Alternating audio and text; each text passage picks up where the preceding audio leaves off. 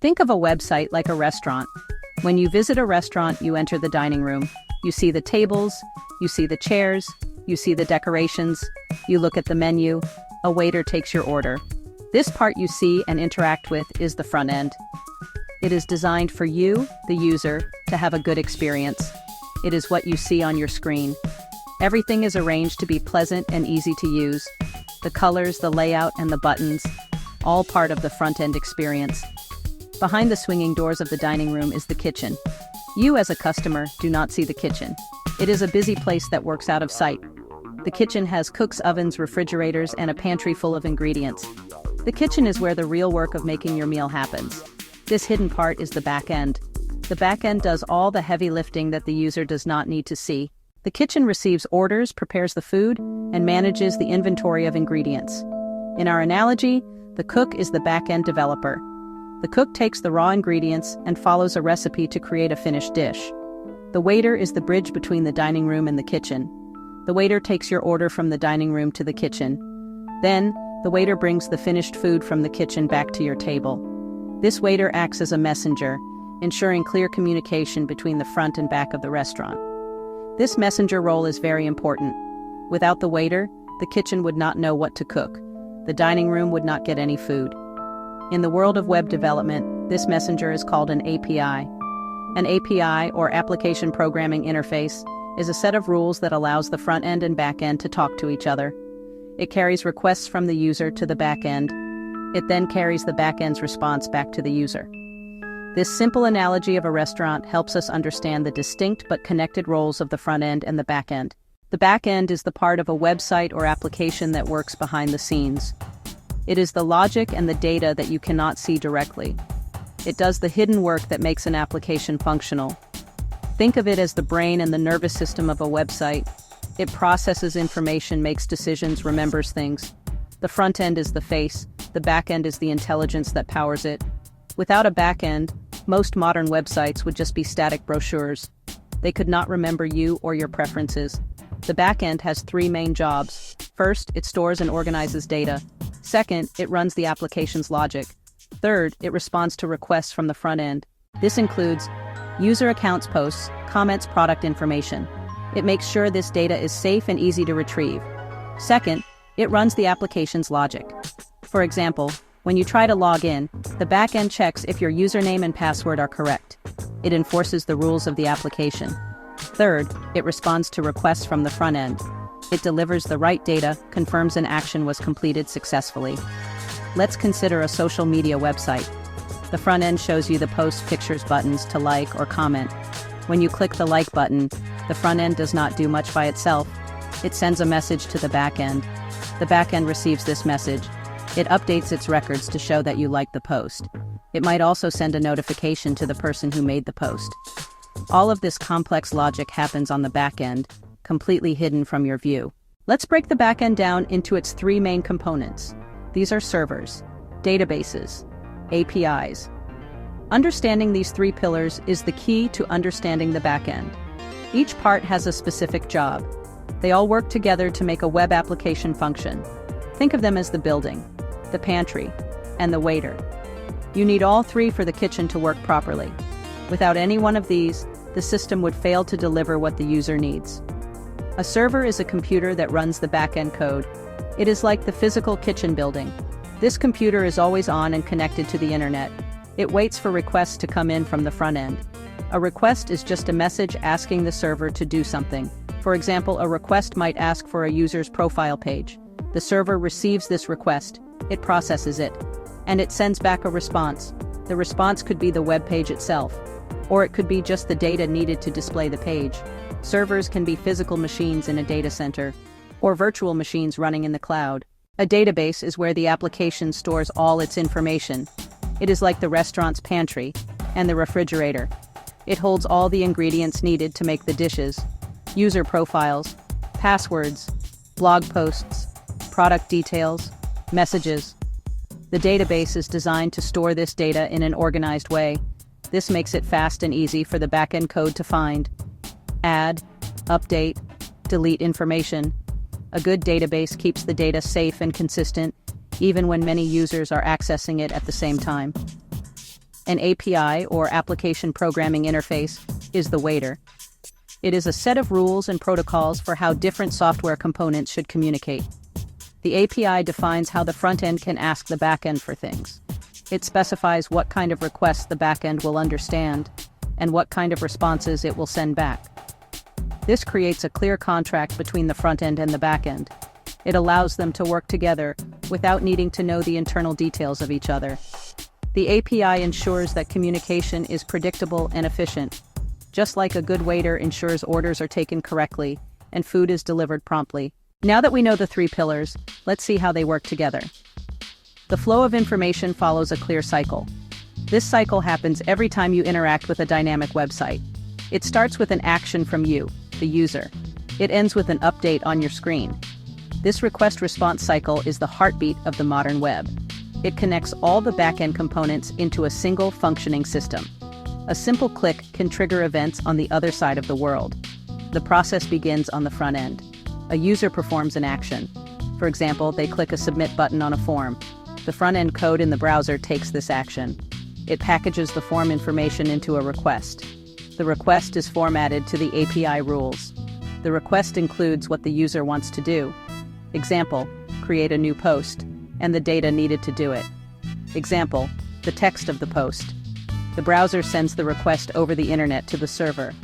The server listens for incoming requests. When a request arrives, backend code starts processing. The server first parses the request to see what's asked. Based on that, the server may interact with the database. Section 5. A practical example, the to-do list app. Let's make this more concrete with a simple example. Imagine you are using a to-do list application on your phone. The app has a simple interface. You see a list of your tasks and a button to add a new one. This is the front end. Now let's trace the back-end process. When you add a new task, you type buy milk into the input field. You then tap the save button. This single tap kicks off the entire back-end workflow we have been discussing. When you tap save, the front-end code on your phone creates an HTTP request. HTTP is the protocol the web uses for communication. This specific request might be a post request, which is used to send new data to a server. The request contains the data for your new task, the text buy milk. The front end sends this request to a specific URL, which is the address of the backend API. The request travels across the internet and arrives at the application server. The server receives the post request. The backend code starts running. Python JavaScript. It examines the request and sees that the user wants to add a new task. The server's logic then connects to the database. It sends a command to the database, telling it to insert a new entry in the tasks table. This new entry includes the text buy milk and maybe your user ID, so the task is linked to your account. The database confirms to the server that the task has been successfully saved. Once the database confirms the save, the server's job is almost done. It now needs to inform the front end that the operation was successful.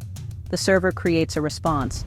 This response might include a success message and a copy of the newly created task, including its unique ID from the database. The server sends this response back to the to-do app on your phone. The front-end code receives this response. It then updates the screen to show buy milk in your list of tasks. You, the user, see the result of your action, and the cycle is complete. This entire cycle can happen in a fraction of a second. Section 6. The backend developer's role, more than just code. The role goes far beyond writing server code. They are the architects and engineers of the server-side system. Their job, design, build, maintain. The complex machinery keeps the app running smoothly. Tasks range from planning the database structure to ensuring the system can handle millions of users. Think about efficiency, security, scalability. Designing the database is a primary responsibility. The developer decides how data will be stored, organized, related. This is called data modeling. A well-designed database is fast, efficient, easy to work with.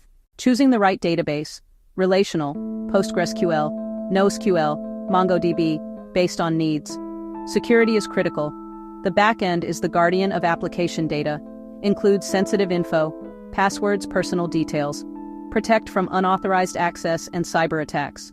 Encrypting data, securely hashing passwords, setting up firewalls, constant testing for vulnerabilities and staying up to date on threats. Performance and scalability matter. Make the app fast, Optimize code, optimize database queries, ensure fast server responses, plan for growth. Scalability means handling more traffic, set up multiple servers, use cloud services and auto-scaling, ensure the site doesn't crash when it gets popular. Section 7. Connecting the pieces, how front-end and back-end talk. The communication between the front-end and the back-end is a well-defined dance. It relies on a standard set of rules that both sides agree to follow. This communication primarily happens using HTTP, Hypertext Transfer Protocol. HTTP is the foundation of data communication for the World Wide Web. When your browser asks for a web page, it is making an HTTP request. The server that sends the page back is making an HTTP response. This same protocol is used by applications for their API communication. An HTTP request from the front end to the back end has several parts.